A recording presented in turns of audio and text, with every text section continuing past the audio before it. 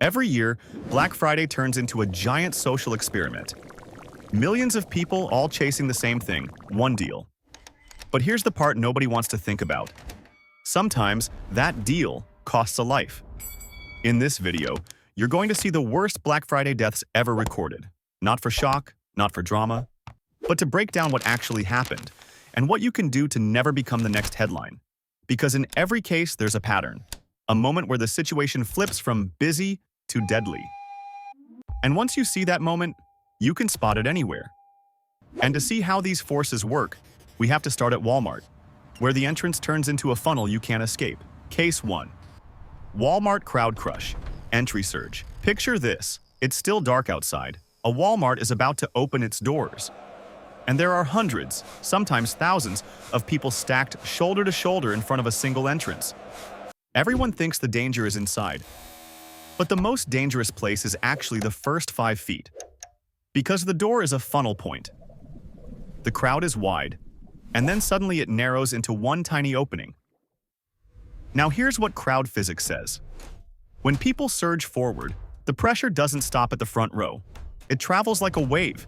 If you're stuck in the middle, you're not walking anymore. You're being moved. And once the doors crack open, that wave hits the choke point. Bodies compress. People lose balance. And if someone falls, it becomes a tripwire for everyone behind them. That's how you get a crowd crush. Not because people are evil, because physics doesn't care about your intentions. Survival takeaway, simple but critical. If you see a funnel point forming, don't fight to be first. Step away from the door line, move sideways, get out of the pressure channel before it locks. And if you feel yourself getting squeezed, do not push back. Turn your shoulders, protect your chest, and move diagonally toward open space. Because the real killer in a crush isn't getting stepped on, it's being unable to breathe.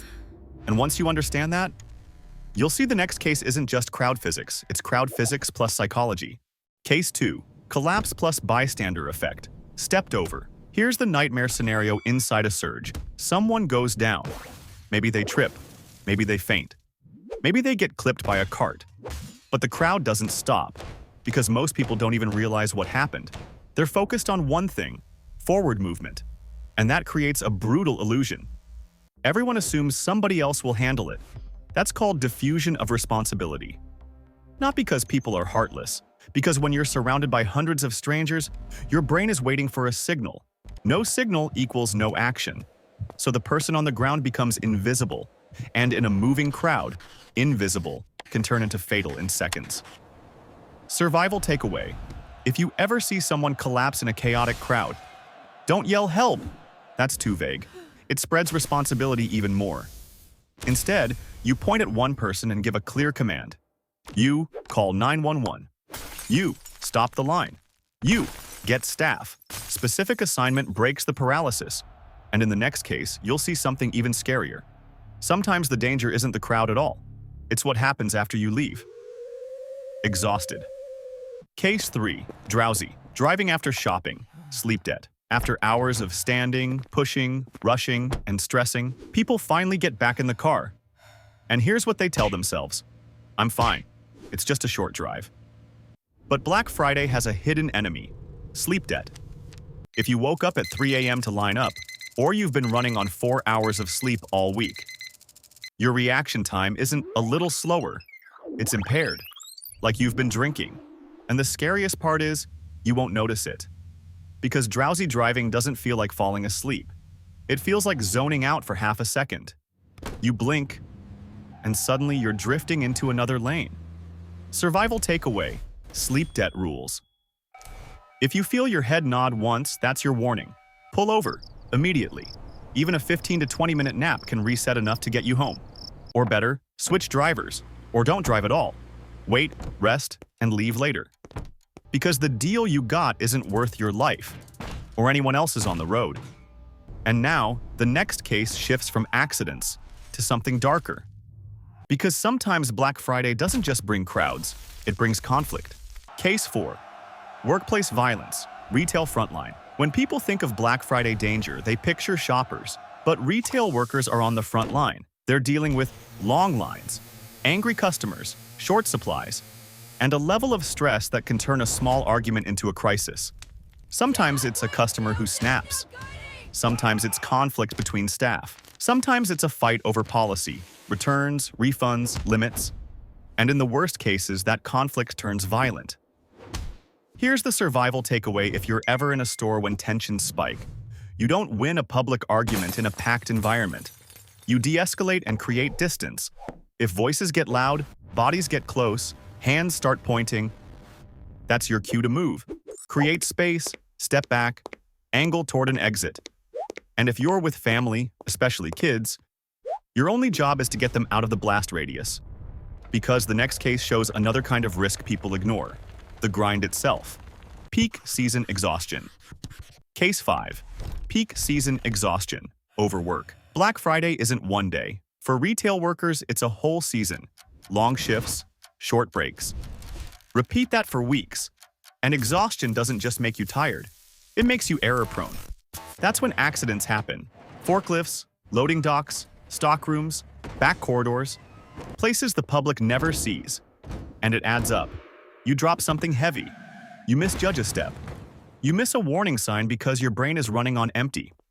Survival takeaway: if you're working peak season, treat fatigue like a hazard, not a badge of honor. If you're dizzy, if you're shaking, if your focus is slipping, you need a reset. Water, food, and a real break. And if you're driving after a shift, same rule as before: sleep debt kills. Now, we've covered crowd physics, psychology, exhaustion. But the next case hits a different trigger: people fighting over space, like it's worth dying for. Case 6. Parking dispute. Escalation. Territory. Parking lots on Black Friday are a pressure cooker. Cars circling, people honking, tempers rising, and a parking spot becomes territory. Someone thinks they earned it, someone else thinks they stole it, and suddenly, a normal argument turns into a personal feud. That escalation is fast because it's public, and nobody wants to lose in front of strangers. Survival takeaway: if you feel an argument turning into a contest, walk away, even if you're right. A parking spot is not worth an injury. And if someone gets out of their car angry, don't mirror it. Don't match energy. Create distance and leave. Because the next case shows what happens when conflict meets crowds, and somebody brings a weapon. Case 7. Toys R Us shootout inside a store. In some Black Friday incidents, the store becomes a battlefield. Two groups, one argument, and suddenly, gunfire. It's not just tragic, it's chaotic. Because in a packed store, you can't always tell where the danger is. Shots echo, people scream. The crowd stampedes, but nobody knows the safest direction. Survival takeaway: if violence breaks out in a crowded public space, your first move is distance and cover. Cover means something that can stop a bullet. Concrete pillars, thick walls, heavy fixtures, not a shelf, not a display. And if you can escape safely, do it. But don't run toward the sound. Move away, low, and keep your eyes scanning for exits. The next case is connected, but it happens outside, where the danger zone is wide, open, and unpredictable. Case 8. Parking lot. Hot zone. Car versus people. Parking lots aren't just fights and arguments. They're also one of the deadliest blind spots of Black Friday. Because you've got drivers stressed, distracted, rushing, pedestrians stepping into lanes with bags, kids, strollers, and cars that don't stop as fast as people think. Survival takeaway: treat every parking lot like a live intersection. Stay visible. Don't walk between cars if you can avoid it. Make eye contact with drivers before crossing. And if you're loading your trunk, keep your head up. Because the danger isn't always a person. Sometimes it's a moving vehicle.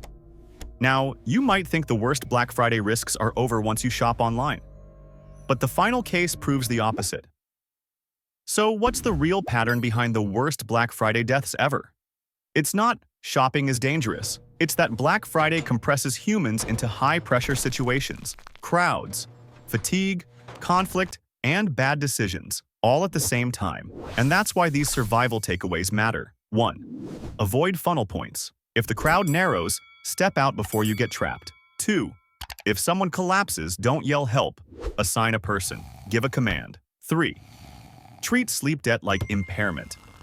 If you're tired, stop driving. 4. When conflict escalates, especially in parking lots, distance is your best weapon. Because here's the truth. You can't control the crowd. You can't control the store. But you can control where you stand, when you leave, and how fast you react. If this breakdown gave you even one thing you can use to stay safe, hit like and subscribe. Because the next video is going even deeper into the hidden mechanics behind everyday disasters. And I want to hear from you. Which of these cases felt the most preventable, and why?